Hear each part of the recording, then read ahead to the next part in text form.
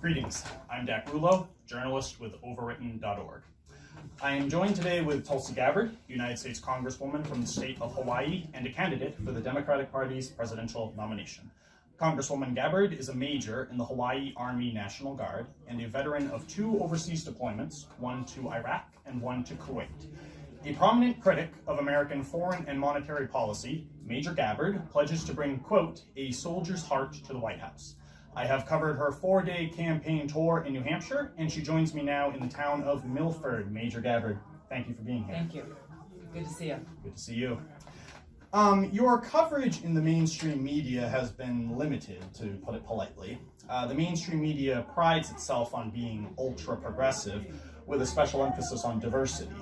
Yet for some reason, it takes little notice of you, a Hindu woman of Samoan descent who serves in the armed forces. Why do you think you face such an uphill battle in seeking media coverage?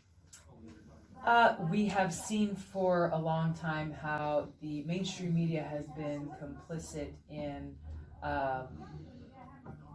further pushing and pursuing kind of the foreign policy establishment narrative that has exacerbated the crises that we're facing, that has pushed these wasteful regime change wars, and frankly that hasn't been telling the truth to the American people about what's really going on, why we're waging these wars, and what the consequences are, what the cost is, who is paying the price, both the American people, our servicemen and women, as well as the people in the countries where we wage these wars. So whether it's folks in the media or self-serving politicians or the foreign policy establishment in Washington, they're threatened by the truth.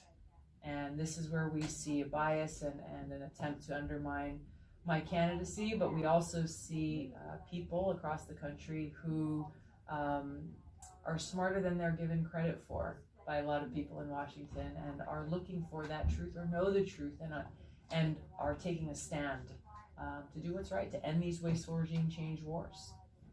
Well, although you haven't received much coverage in the mainstream media, you have received quite a bit of attention in the alternative media. You are earning a reputation for yourself as the red pill candidate, a candidate for people who want to unplug from the matrix, and some have even referred to you as the queen of the intellectual dark web.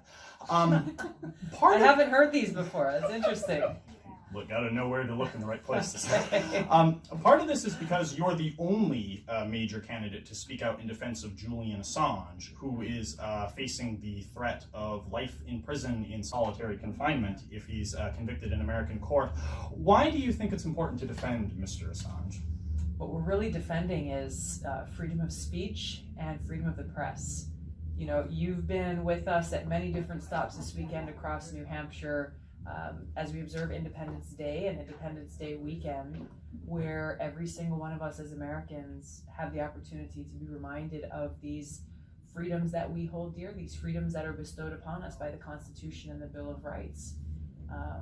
If we don't stand up for those freedoms, and in this case, the freedom of the press, when they are under attack and when they are at peril, then each of us, whether as journalists or as everyday Americans, are also facing that threat of having our own personal freedom undermined. Because really what's happening with Julian Assange, as well as Chelsea Manning and Snowden and others, is the government taking a position that if you are pushing transparency, if you're putting out information that the government deems will make them look bad or that they don't like, then they will use the force of law to come after you and make an example out of you, to try to prevent anyone else from doing the same.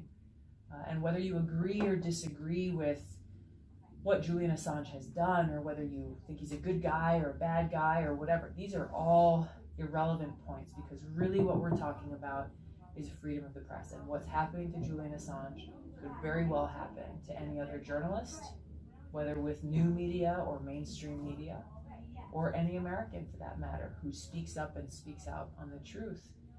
Our government is showing that if you do that, there will be consequences, and that's very dangerous.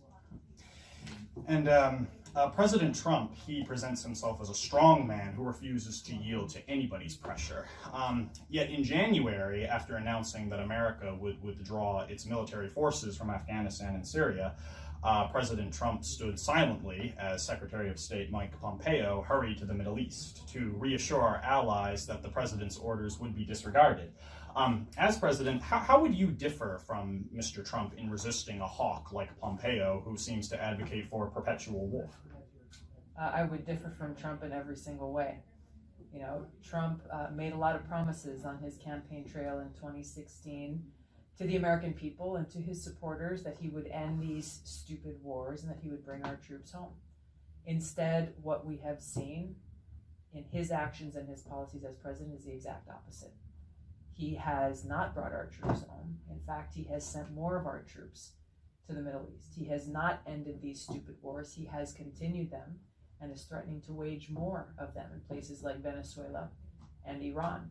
He has chosen to surround himself with a cabinet of neocon chickenhawks who maybe threaten him, maybe bully him, maybe try to influence him, but who have ultimately put all of us in a situation, all of us as the American people, in a place where we are less safe now than we were before. Al-Qaeda is stronger today than they ever have been before.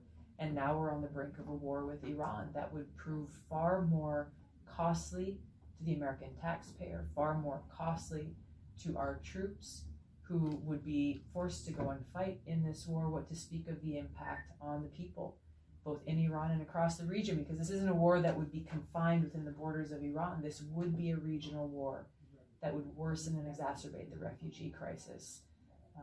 This is something that we, the American people, need to stand up and speak out about and say with a clear voice, unequivocally, we cannot and should not go to war with Iran. Major Gabbard, thank you. Thank you. Good to talk to you, Dak. Aloha. Good to talk to you. Aloha.